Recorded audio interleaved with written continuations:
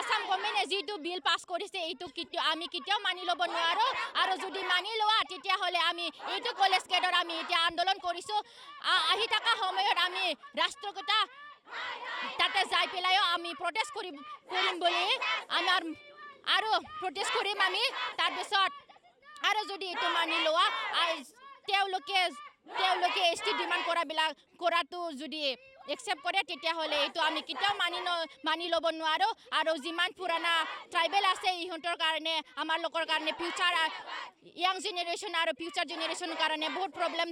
problem হ'ব আৰু যেনেকুৱা ইউনিভাৰ্চিটিত এডমিশ্যন ল'বৰ কাৰণে একফালৰ পৰা ইউনিভাৰ্চিটিত এডমিশ্যন ল'বৰ কাৰণে আৰু চাকৰি বাকৰি এইটোৰ কাৰণে বহুত প্ৰব্লেম হ'ব এইটোৰ কাৰণে আমাৰ ৰাইটছ আছে আমাৰ ৰাইটছ আছে তাৰ কাৰণে আমি এইটো কলেজৰ গেটত আমি প্ৰটেষ্ট কৰিছোঁ আৰু যদি মানি নলয় যদি আসাম গভৰ্ণমেণ্টে এইটো বিলটো পাছ কৰে তেতিয়াহ'লে আমাৰ জীৱনটো দি পেলাইও আমি ৰাষ্ট্ৰগীতাত আমি যাব কাৰণে বাধ্য হ'ম ঘণ্টা আজি কাৰ্যসূচী আমি মানে এতিয়া অসম চৰকাৰে যিটো নতুনকৈ 6 জাতিক মানে জনজাতিকৰণ দিব বিচাৰিছে তাৰ বিৰুদ্ধে আমি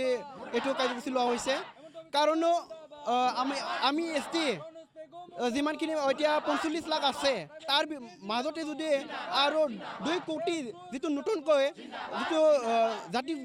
জনজাতিকৰণ দিয়ে তেতিয়া আমি মানে ইমানখিনি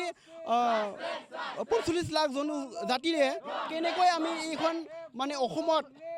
যিকোনো আমাৰ চৰকাৰৰ যি সুবিধা বা আমি ষ্টুডেণ্ট হিচাপে যিটো ST কোটা থাকে তাতে আমি কেনেকৈ মানে কৰিব পাৰিম মানে ডিগ্ৰী কেনেকৈ ল'ম আমি কৰি আছে এইটো আমি বহুতকৈ মানে আমি হাগ্ৰাম মহিলাক এইটোৱে আহ্বান জনাম যাতে এনেকুৱা NOC দিব নালাগিছিলে আমাৰ লগত হয় 6 জনগোষ্ঠীয়ে জনজাতিয়ে মানে জনজাতি মানে বিচাৰি আছে হেঁতৰ মানে এইটো বেলেগ কথা হ'ব মানে হেঁতৰ যিটো সংবিধিৰ কিবা আছে তথাপিও যিহেতু আমাৰ যিমানখিনি থাকা মানে আমাৰ জনগোষ্ঠীগিলাৰ যেনেকৈ মানে সুবিধাটো অধিকাৰটো আছে মানে তাৰ কিবা এটা যদি চৰকাৰে দিয়ে সেইটোৰ কথা কিন্তু আমাৰ অধিকাৰটো